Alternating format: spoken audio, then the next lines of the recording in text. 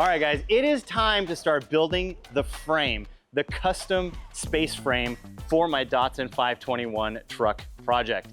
I've got a lot of measurements, and now I put it all together, and I think I have an idea of how to build this thing. So without wasting any time, let's get started on fabricating this chassis right now. So first thing was to cut some of this 2" by 2" square tubing to length. It's a bit of a rough length right now. They're a bit long, but it's something to start working with. These are gonna be the frame rails that go from the engine to basically the back of the cab. And they're a bit long now, but we can cut them down later. While I was working on cutting the frame rails down, I had Stan work on cutting the rear subframe. So basically, we're notching sections out of the subframe to drop the 2" by 2" square tube into place. And the reason I'm doing this, instead of putting the frame rail pieces on top and having the subframe bolt in, is to try to get the subframe as high as possible into the chassis to get better suspension geometry, and also to keep as much space in the back of the truck as possible. Because if we put that in and had to raise the frame rails up into the truck bed, we would just lose a bunch of space. So now that I have those 2" by 2" square tubes kind of cut to length, I also cut some of this tubing to length as well. This is gonna sit on top of that 2" by 2" square tubing to add a little bit of height to it to get these tabs for the front suspension in the right spot. So what I'm gonna do right now is take these tabs and position them onto here and weld them in place, just kind of tack them, and then this will sit on top of that 2" by 2" square tube. That'll all get welded up later, but this allows me to get those control arms at the height that I need compared to the chassis. This is gonna add some extra height to that so the control arms aren't pointing up out at the wheels. We have a bunch of problems with suspension geometry. So I think I've got it all figured out. And this seemed like the easiest, quickest, best way to do it without having to make a bunch of custom parts. This also allows me to hopefully get the steering rack in the exact right spot without having to notch out any of the 2" by 2" square tubing and making the chassis frame rails itself weaker. So first thing, I'm gonna tack this up, and then we'll be able to position that on those tubes and hopefully get both sides done pretty quickly, set those frame rails together, tack some beams in between to keep them at the right distance apart, and we can set it on the floor, put the engine in there, build some engine mounts. It's a lot of stuff that we're gonna get done really quickly. So I'm gonna get the welder and start welding.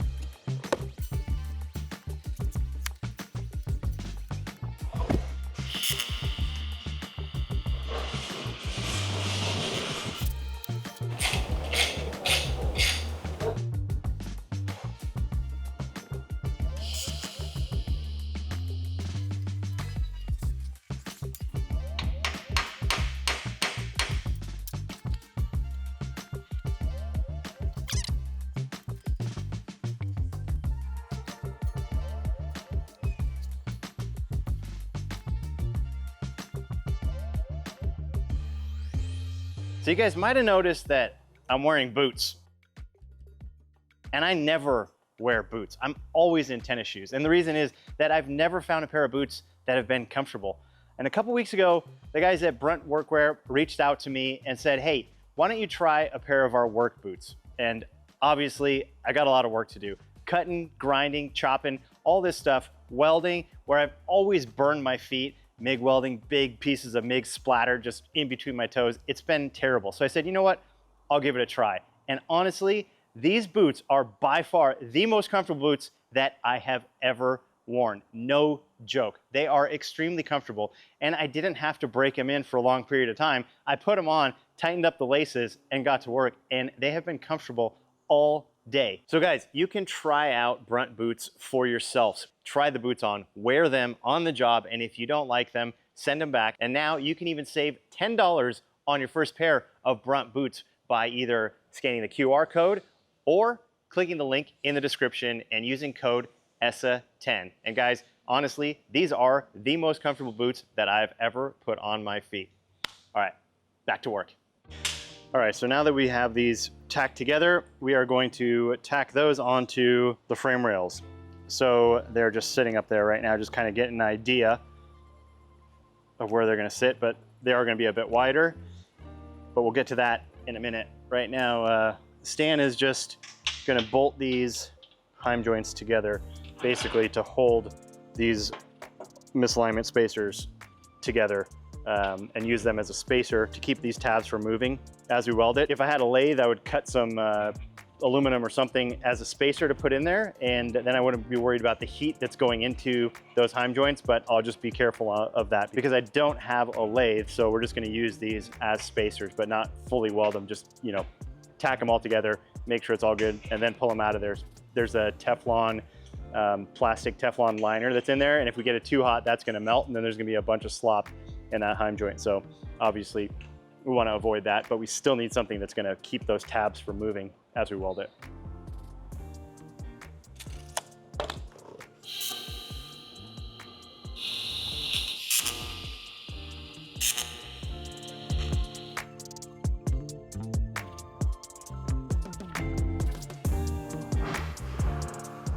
Yep.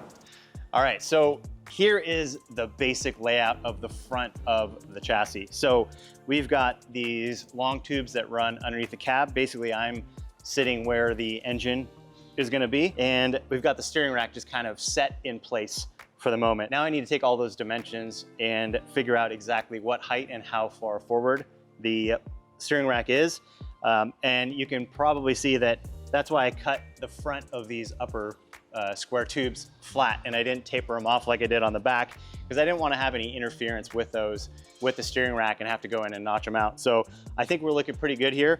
The steering rack is in about the position that it's going to be in, but it's going to be just a touch higher. I'm going to have to figure out how to hold that in place while I design the brackets that are going to be holding the steering rack in place. So we also have these other pieces of square tube that are running the other direction that hold those frame rails in place. And for now, those are just going to get tacked in place just to hold the dimensions of the frame rails and not necessarily be in the exact position they're going to be in finalized.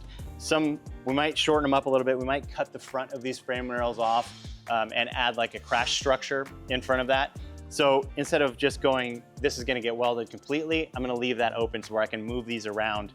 But for now, it'll just hold everything in place. So it's looking like the best way to mount that steering rack is going to be to cut the old mounting points off of the original, the OEM front subframe. And unfortunately, it is absolutely filthy because I didn't get it cleaned and I didn't think we were going to use it. So now we got to, well, get our hands dirty, but we're going to chop those mounting points off and then get them cleaned up and get them ready to place into the new frame.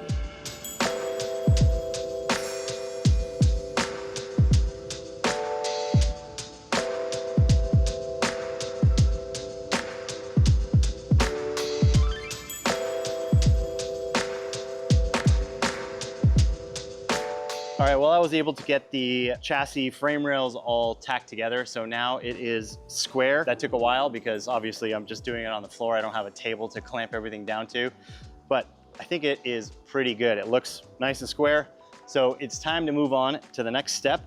Stan was able to get these mounts cut off of the original front subframe and all cleaned up. So basically we have a nice flat mounting surface. And putting them up here to the top of the frame rail, that's putting the center of the steering rack about 10 millimeters higher than it was before. So it needs to be dropped down 10 millimeters. And I think what I'm gonna do is take a piece of smaller tubing, probably like 1.25 inch tube, and cut that to the inside width, and then tack weld that onto here. And then I'll be able to move that up and down and get that 10 millimeter difference. So I'll have that all set up. We could square it all up and do the same thing and then tack that in place. And that'll be our steering rack mounted in the right location. And then we can move on to the next step, which is taking the engine and placing it in here as far forward as we can possibly get it, basically almost touching this front steering rack. All right, so we got this, basically the steering rack tube tacked on to the rack mounts. And we've got some spacers here, also known as drill bits. So those should put this at just spot on the right height. And then we can just move it back and forth to get it to the distance that we need in front of the control arm. So I'm gonna drop this in.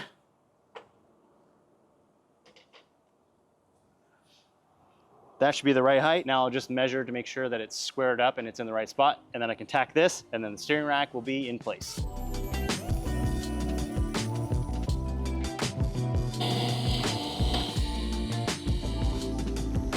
And just like that, we have a frame. Well, it's part of a frame at least, and it's nowhere near done. But now it's starting to take shape. Now I can get this back on the floor and then get the engine out of the car and put that in here and basically move the engine around and move the frame around until everything is perfectly straight. Get that engine, the oil pan, all the way up against here with just a little bit of space, probably a 1/4 inch or so, nothing crazy. And then I can build the motor mounts on the floor rather than having to do it inside of the car. It's gonna be so much easier. It's gonna be way easier to get the engine and transmission and everything squared up properly in the frame, and obviously a lot of room to work, a lot of room to weld. So that is the next step. And then once I figure that out, then I can position this back into the chassis and figure out how everything is looking with the firewall and exactly where the engine is going to sit. That was a lot of work, but it's coming together. All right, guys, well, after a good night's rest, I am back at the shop and I'm ready to get going on the project again. Now I'm gonna take the engine out of the truck cab and take the frame and put them on the table so I can get everything lined up, and then I can build the motor mounts while everything is sitting on the table. It'll be really easy to do rather than trying to do it inside of the car. So I'm gonna get that going. But I don't have Stan with me here today, so it's gonna be a little bit more challenging, but I think we can still manage. All right, so the engine and the frame are on the table now, and it looks all right, but there is a fitment issue. So the oil pan and the steering rack have quite a bit of distance still, and I need to get that all the way up against there, but it's hitting the mount right there. So I'm gonna move this around and cut that section out of there. And then I'm also gonna have to rebend these lines to get it to fit so I can bring the engine all the way forward.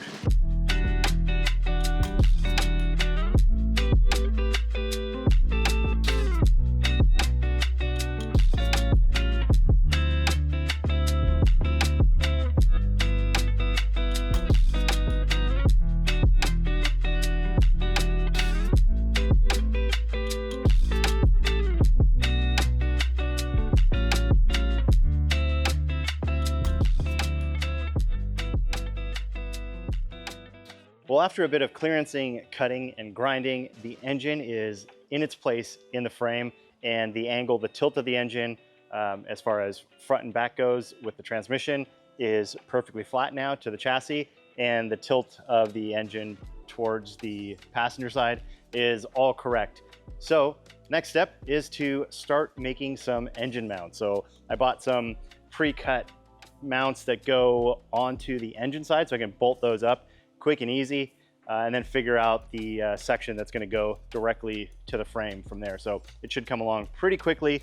I think it's gonna be pretty straightforward, but you never know. We'll see how it goes.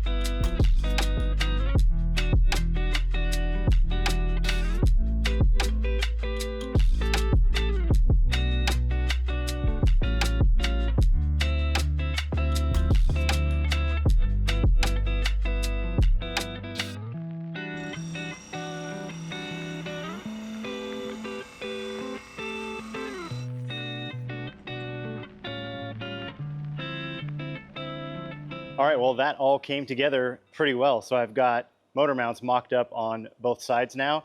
And in the back, I don't have the rubber mounts for the transmission yet, or polyurethane mounts. So I can't make a mount yet. But to put something in place, I just put a piece of square tubing in there, and I'll put a little shim under there to keep the transmission at the right height. I'll tack this in place also, but that way the engine and transmission can sit as they should in the frame. And now that I have these all ready to go, I'm going to tack these all together, put both sides in, and they're slightly preloaded. So I'll push them in and it will raise the engine up just a touch, maybe 2 millimeters, 3 millimeters, and that'll give me just a little bit more clearance over here. And also it'll preload the mounts. So if I welded it up like this and I pulled it out, the engine would just sink down a little bit. These are polyurethane, but still, they would still sink down slightly. So I'm gonna get those tacked up, and then the engine will be in the chassis. And then I can take the frame and stick it into the truck body and line that all up, and then that's gonna tell me exactly where the engine and transmission are going to sit. Well, motor mounts are in place, they're tacked in, the engine is locked into its position. Now I'm gonna take this whole assembly and slide it under the truck and position it and see what it looks like. Hopefully the engine isn't any further back than I thought it was going to be. Hopefully it's a little bit further forward, just to make a little bit more space inside of the cockpit, and hopefully I can fit a throttle pedal, brake, clutch pedal, all that in there. But let's find out. I'm gonna roll this thing under there, see what happens.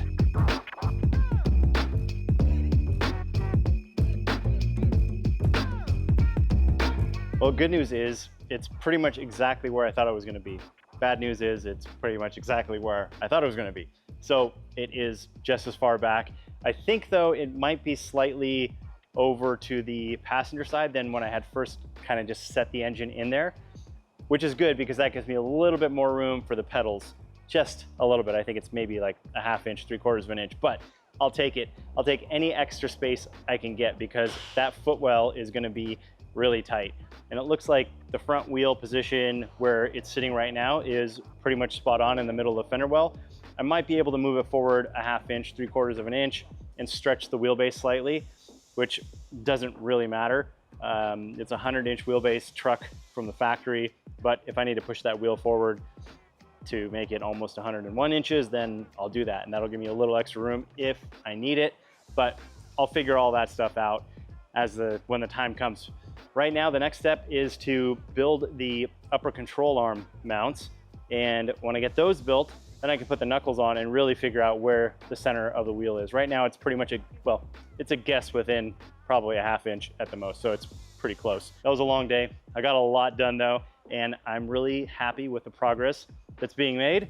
It's coming along. I know there's so much more to do, but now that I have the base frame kind of built, I think things are gonna move along a lot quicker, and I'm gonna be able to get a lot more done each day to get that deadline. We don't have a lot of time left. We have like 6 weeks or something like that at this point to get this done. Yep, my day here is done. I am beat and I'm going to head home. But thank you guys again for watching, and obviously stay tuned, like the video, comment, subscribe if you haven't already, because in the next 6 to 7 weeks, this thing will hopefully be all the way together and running, and we'll be driving it up to Laguna Seca for Grid Life. Fingers crossed we can make that happen. Trying to get this thing done as quickly as possible, and it's gonna be, well, it's gonna be tight. All right, guys, we'll see you next Saturday.